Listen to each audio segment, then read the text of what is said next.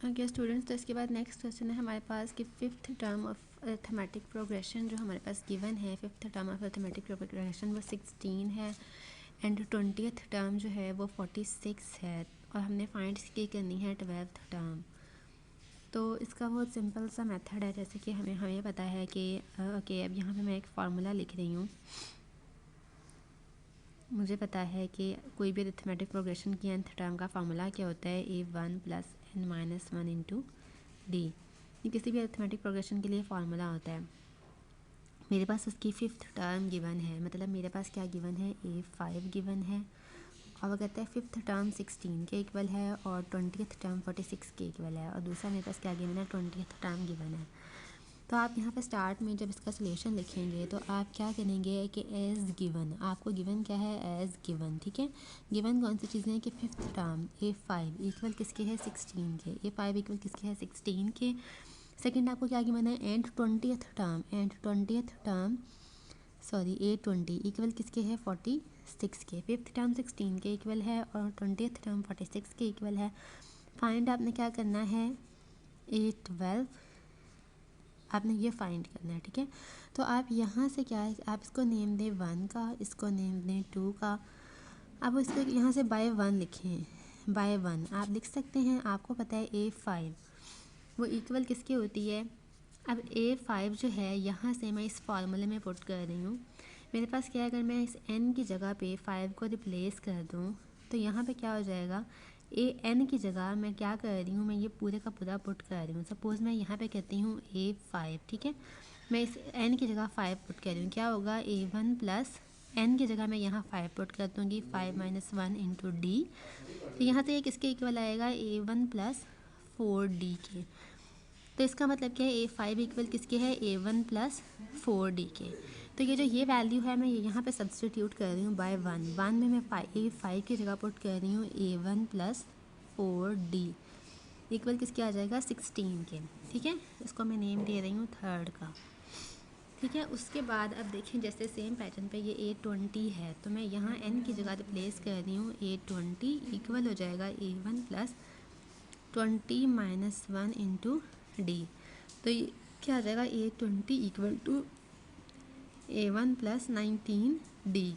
तो यहाँ से a20 की वैल्यू मैं क्या पुट कर रही हूँ, आप यहाँ मैं क्या लिखूँगी, बाय 2। मैंने 2 में क्या किया, a20 की वैल्यू पुट कर दी a1 प्लस 19 डी। इस a20 की जगह मैंने ये वैल्यू पुट कर दी a1 प्लस 19 डी इक्वल किसके हो गया, 46 के। इसको क्या मैं नेम दे रही हूँ, a4 का। ठीक है,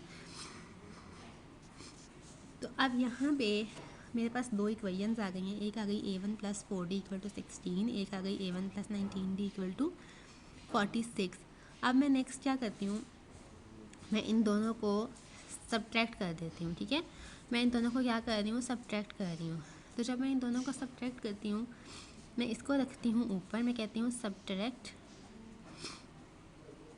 1 बाय 2, 1 फ्रॉम 2। मैंने 1 इस 2 में से 1 को सब्ट्रैक्ट करना है तो मैं इसको ऊपर रख रही हूँ a1 plus 19 D equal to 46 और नीचे रख रही हूँ a1 plus 4 D equal to 16। जब भी सब्ट्रैक्ट करते हैं तो आप इसके साइंस को चेंज कर देते हैं। अगर यहाँ प्लस है तो माइनस हो जाएगा, यहाँ भी प्लस है तो आप नीचे माइनस लगा देंगे। इसमें प्लस माइनस कैंसिल हो जाएगा, प्लस माइनस। अब ये माइनस करेंगे तो जब हम माइनस करेंगे तो 19 में से 4 जाएँ तो आपके पास क्या आ जाता है, 15 आ जाता है, 15d। और ये बड़ी रकम की अलामत आती है वो प्लस है, इक्वल यहाँ आपके पास क्या आ जाएगा, यहाँ से 46 माइनस 16, 46 माइनस 16 के ना आपके पास आंसर आएगा 30 और अलामत किसकी आएगी, बड़े वाले की। यहाँ से आपके पास क्या है, 15d इक्वल टू 30, तो d इक्वल किसके होगा, 30/15। तो इसकी वैल्यू क्या आएगी, 2। तो यहाँ से आपने क्या किया, आपने d की वैल्यू निकाल ली, आपके पास d इक्वल किसके आ गया है, 2 के इक्वल आ गया है। तो अब अगर आप इन इक्वेशंस में से किसी भी एक इक्वेशन में d की वैल्यू पुट कर दें तो आपके पास रिजल्ट क्या आ जाएगा, a1 की वैल्यू आ जाएगी। तो मैं पहले वाले में d की वैल्यू पुट कर रही हूँ। अब मैं क्या कर रही हूँ, पुटिंग, यहाँ पे जो है ना पेज ख़त्म हो गया है तो मैं आपको नेक्स्ट पेज पर थोड़ा सा बताती हूँ।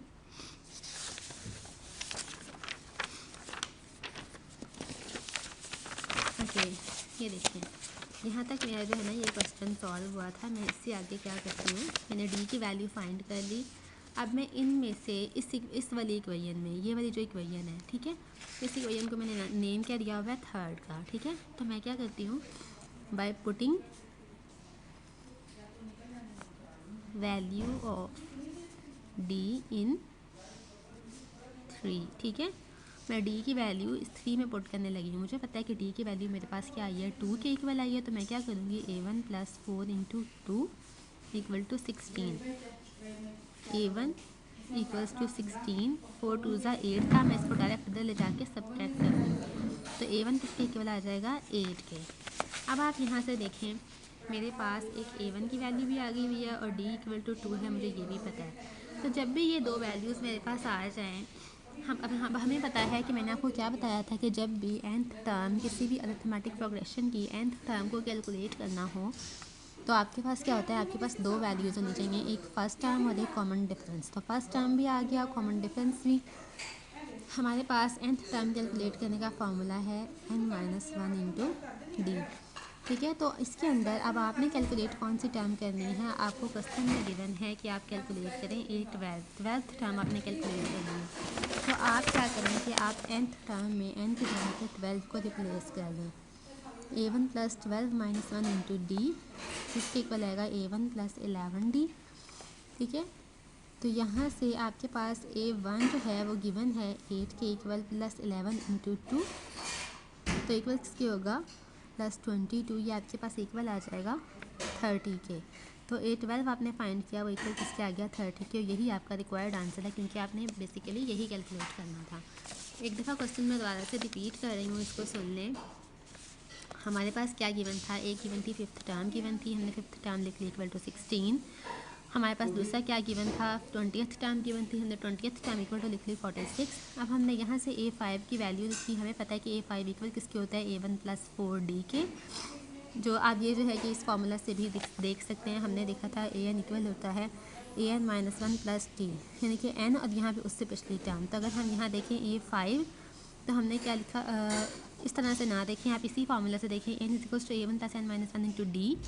ये आपके पास फार्मूला था, आपने यहाँ से इसकी वैल्यू निकाल ली कि A5 इक्वल किसके था, A1 + 4d के, A20 इक्वल किसके था, A1 + 19d के। यहाँ से तीनों थर्ड एंड फोर्थ इक्वेशंस निकाली।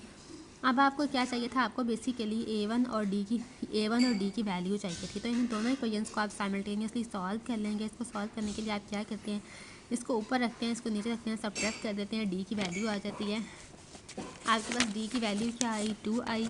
फिर आप D की वैल्यू को किसी भी इक्वेशन में पुट कर दें, आपके पास A1 की वैल्यू आ जाएगी। तो आपने इसमें से थर्ड इक्वेशन जो है इसमें D की वैल्यू को पुट कर दिया। यहाँ पे आपने क्या किया, थर्ड इक्वेशन जो है उसमें D की वैल्यू को आपने पुट किया, आपके पास A1 की वैल्यू आ गई विच इज़ 8। A1 और D दोनों की वैल्यूज़ को आपने इस फार्मूले में यूज़ किया और A12 की वैल्यू फाइंड कर लिया। आपका बेसिकली जो रिज़ल्ट आपको चाहिए था, आपको A12 की वैल्यू चाहिए थी, तो ये फाइंड हो गई।